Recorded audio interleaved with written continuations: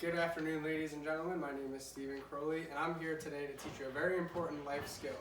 That life skill is CPR. So why does this matter to you? CPR can become very important in any life-threatening scenario. For example, walking around, you see someone collapse, you have the ability to attempt to save their life. Even more scary, if a family member were to collapse, you have the ability to attempt to save their life before the EMTs or the paramedics arrive, and they are able to transport them to the hospital. So first I'm going to start off with a story on why CPR is important to me and why I think everybody should know CPR.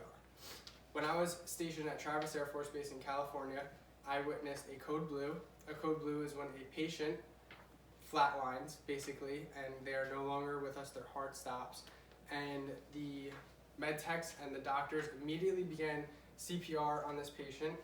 Fortunately, this patient actually was resuscitated and he came back to life.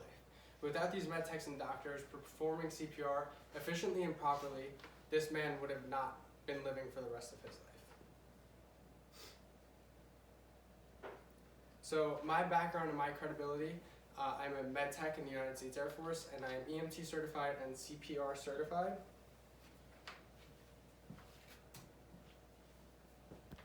So once again, the reasons to listen: you have the ability to save a life, you're always prepared for the worst case scenario, and it is a very important life skill. So the first step to performing CPR is to mentally prepare. This can be an extremely traumatic event. When performing CPR, it is going to feel extremely weird, it's going to be traumatic, it could be a family member, it could be anyone that you don't know. When you are performing CPR effectively, you're going to feel extremely uncomfortable because you'll feel ribs crushing, you'll feel their chest plate collapsing and possibly breaking while you perform CPR.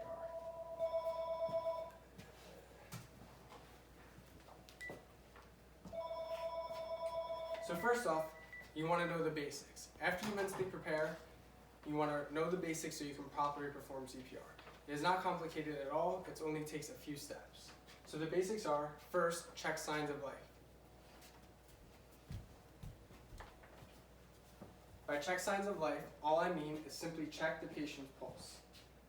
To check the patient's pulse, you're going to go about 1.5 inches below their neck, press firmly. If you don't feel a pulse, the patient has no pulse. If the patient does have a pulse, immediately call 911.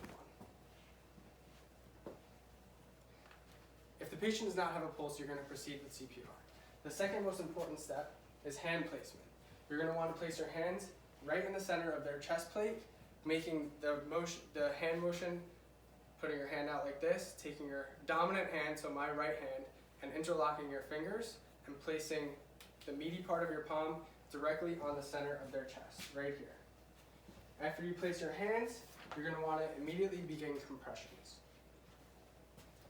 So for the compressions, you want to be at least 100 to 120 compressions per minute.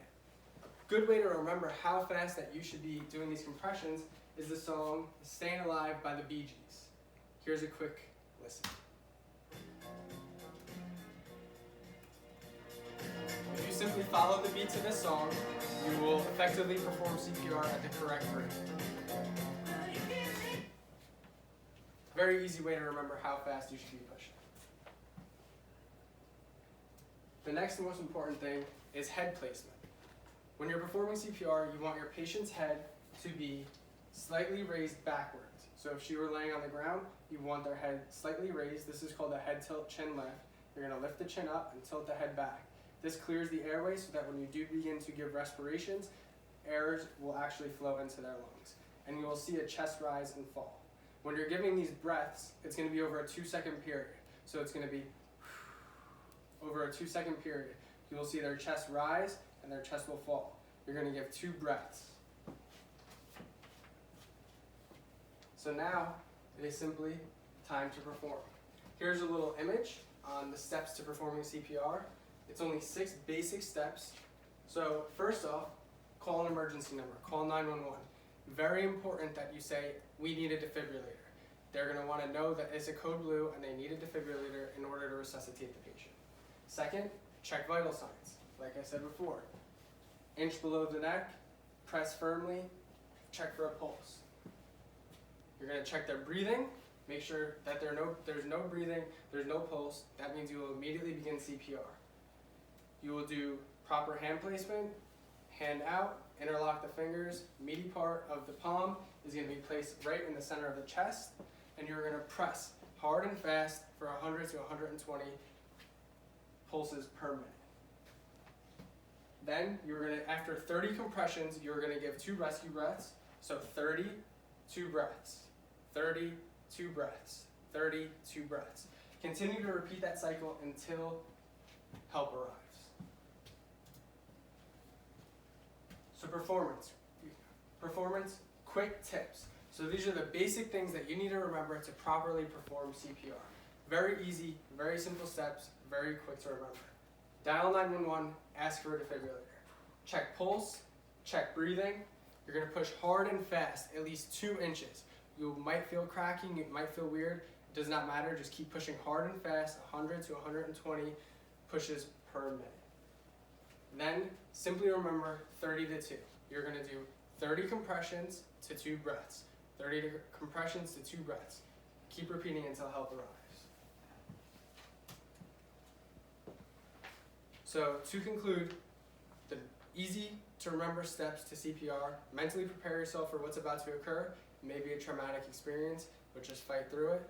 Know the basic steps that I just listed before, and that is it. You guys now know the basic steps to CPR.